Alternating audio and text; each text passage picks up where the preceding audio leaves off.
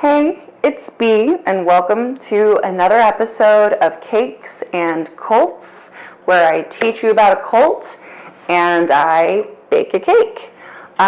This week, there is a big trigger warning. There is abuse abound, murder even, and torture. So the last thing I want to do is trigger anybody. So trigger warning this week, we are going to be talking about the Anthill Kids, and I'm going to be baking a cake that was suggested to me by my lovely friend Anat. It's called a hummingbird cake, and it's a cake that's made with bananas and crushed pineapple.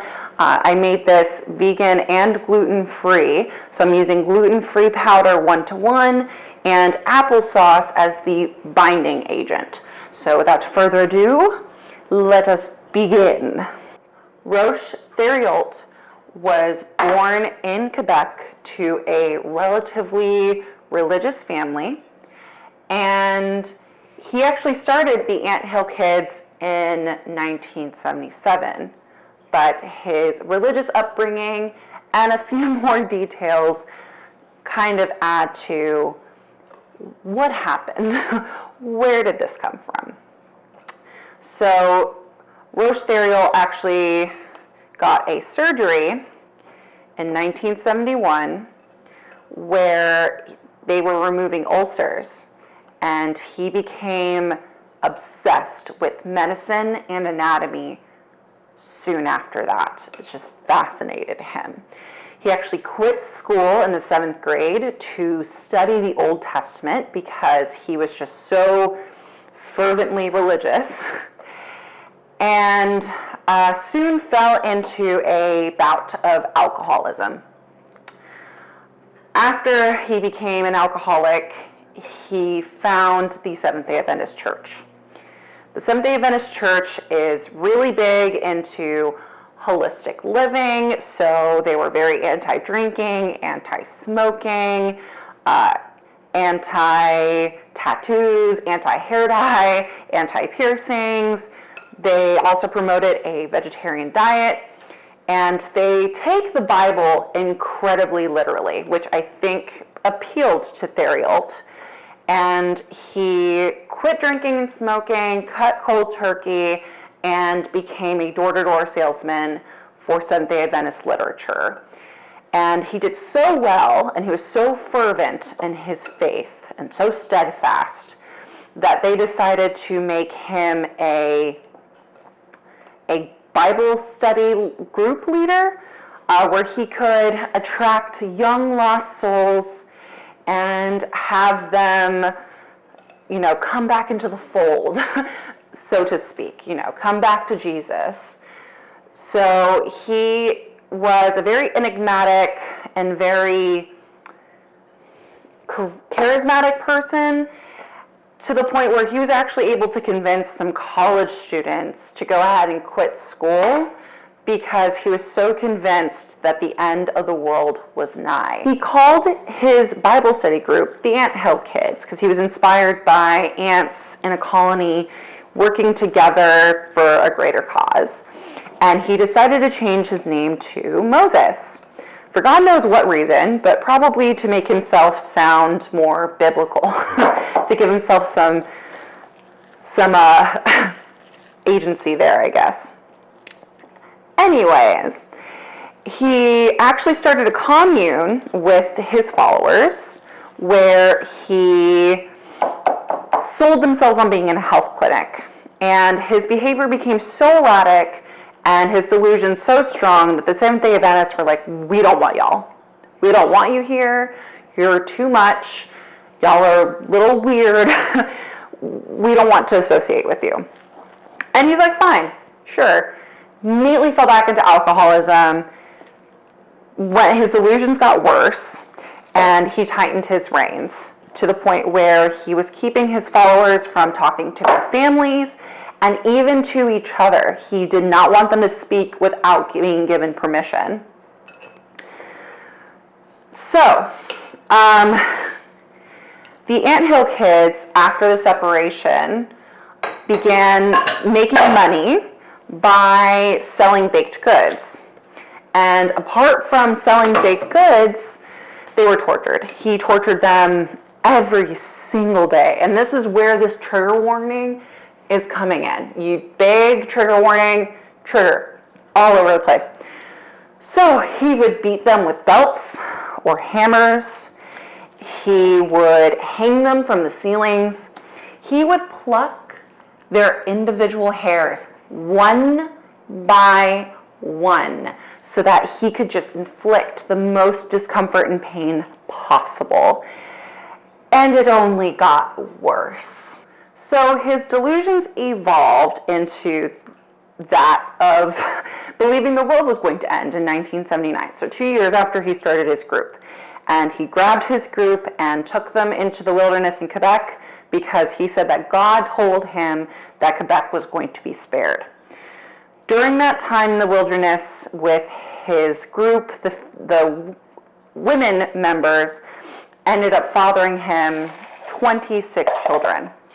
And 1979 came and went, the world was still there, and he chalked it all up to God living in a different time zone. They believed him, and he actually moved everyone out to Ontario, so lived in a commune there. And he treated his children, his 26 children that he sired, so badly that Child Protective Services would come and take them away pretty often. And this is around the time where, major trigger warning, again, here, this is a very messed up story. He began to do surgeries on his followers and his children. A man with a 7th grade education who has delusions of the end of the world decided that it was his God-given ability to perform surgery on these people. And he wouldn't use like scalpels and the normal tools, because all I can think of is scalpels right now. He would use kitchen utensils. He would use anything he can put his hands on. Put you on a kitchen table, cut off limbs, pull teeth, cut off fingers and toes, just to see what would happen, honestly. Or if you had an ailment, if you complained of any sort of pain, he would just right off. I forgot to mention, during those surgeries, these people were fully conscious and being held down. So, he also had them break their own legs with sledgehammers as punishment. He would have them shoot each other in the shoulder. So if you miss, you had to be a good shot. You can't miss, or you'd kill your fellow cult mate. He'd also have people sit out in the cold and butt naked, and he would beat them up or whip them as punishment. He was known to make you sit on lit, hot stoves. And another fun quirk about him is that he would just chop off an arm or a leg without warning. Just come up behind you and cut it right off. He also would nail children to trees, nail them to trees, and remove teeth, remove nails, and throw rocks at them. Because again, totally on his case, fully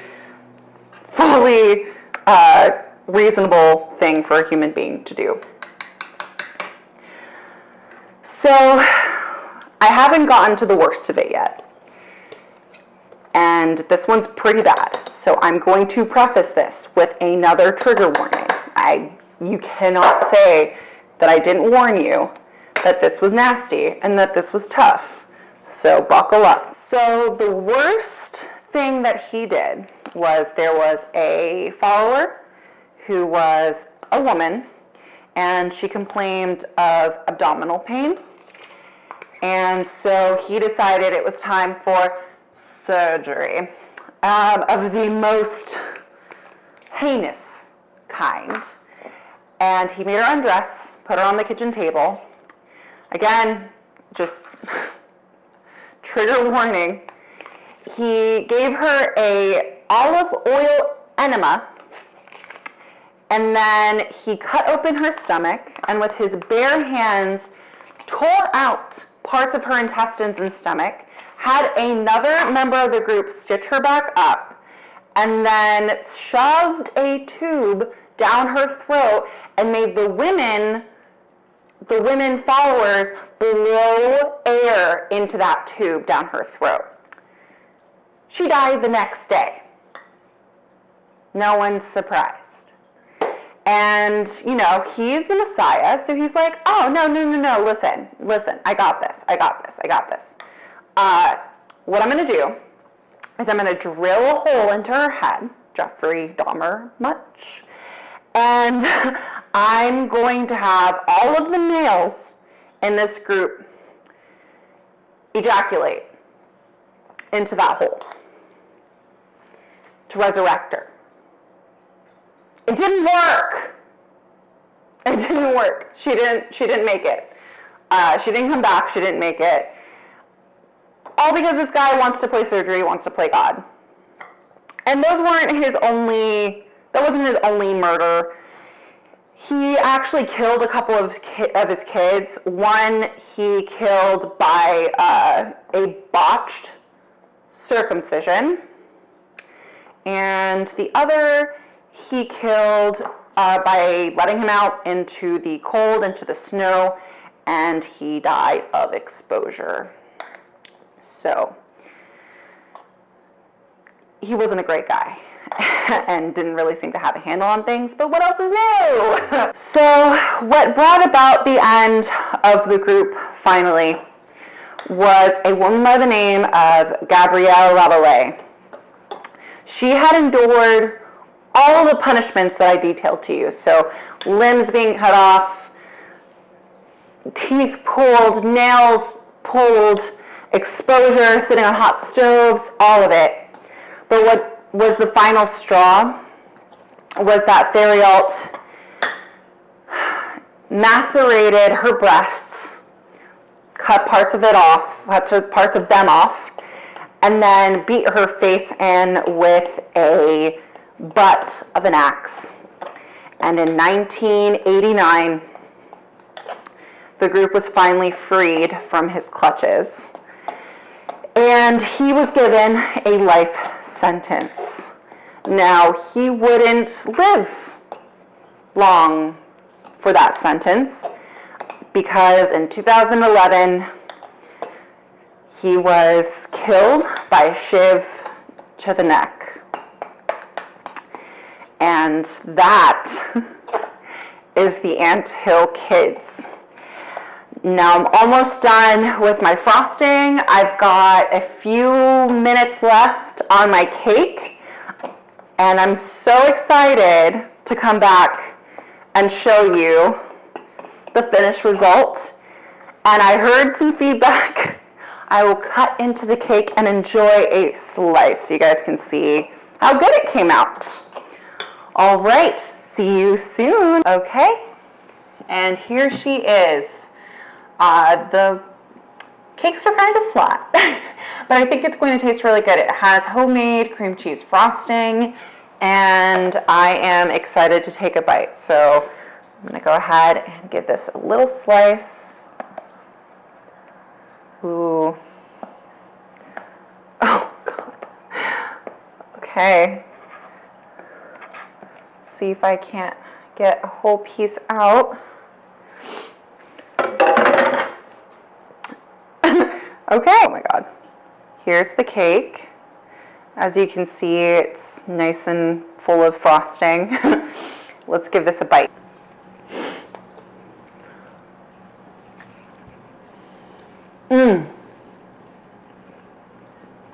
Oh my God. This is great. Okay. This is definitely going to be a new addition to my repertoire is this cake. Thank you so much for watching. I hope you learned something. I hope you had as much fun as I did, and I'll see you next time. Bye!